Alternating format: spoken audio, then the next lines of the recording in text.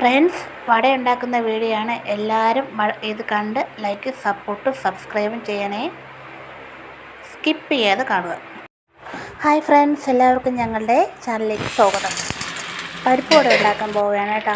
അങ്ങനെ വടപ്പരിപ്പ് വെള്ളത്തിലിട്ട് കുതിർത്ത് കഴുകിയെടുത്തു. പിന്നെ അതിലേക്ക് ചേർക്കാനുള്ള കുറച്ച് സാധനങ്ങളൊക്കെ കാണിച്ചു തരാം. പരിപ്പ് കഴുകി വൃത്തിയാക്കി വെച്ചിട്ടുണ്ട്. ചെറുതായിട്ട് അരിഞ്ഞ ഉള്ളി, കറിവേപ്പില, പച്ചമുളക് ചെറുതായിട്ട് അരിഞ്ഞത്, ഇഞ്ചി, വെളുത്തുള്ളി ചതച്ചത്, മുളക് പൊടി, കുരുമുളക്. കുറച്ച് കുരുമുളക് ഇടുമ്പോൾ ഒരു പ്രത്യേക ടേസ്റ്റാണ് വടയ്ക്ക്. ഉപ്പുണ്ട്, ആവശ്യത്തിന് ഉപ്പിടണം. പിന്നെ പെരുംജീരകമെന്ന് ഞങ്ങളിവിടെ പറയും, ചിലർ അത് വലിയ ജീരകമെന്ന് പറയും. പിന്നെ അരച്ച് വെച്ച പരിപ്പിലേക്ക് കുരുമുളകും പെരുംജീരകവും പൊടിച്ചെടുത്ത് ചേർത്തു. അതിലേക്ക് മുളക് പൊടി ചേർത്തു. പിന്നെ ആവശ്യത്തിന് ഉപ്പ് ചേർത്ത് കൊടുക്കാം.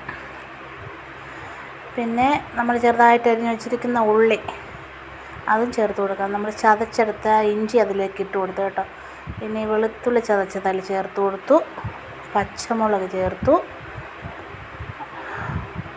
ഉള്ളി ചെറുതായിട്ട് അരിഞ്ഞത് ചേർത്ത് നമുക്ക് മിക്സാക്കി എടുത്തിട്ട് നല്ലതുപോലെ ഉപ്പും എരിവും എല്ലാം ആ ഉള്ളി എല്ലാം ഒരേപോലെ അതിൽ ആക്കി നമുക്ക് വിരവിയെടുക്കാം. ഇനി വടയൊരു പെട്ടെന്ന് നമുക്ക് എണ്ണയിലോട്ട് ഇട്ട് മൂപ്പിച്ചെടുക്കണ്ടേ, അതിനുവേണ്ടി ഉടനെ നമുക്ക് എല്ലാം ഒരേ മൂപ്പിൽ കിട്ടാൻ വേണ്ടി നമുക്ക് പാത്രത്തിൽ നേരത്തെ വടയൊരു ഷേപ്പ് ഉണ്ടാക്കി വയ്ക്കാം.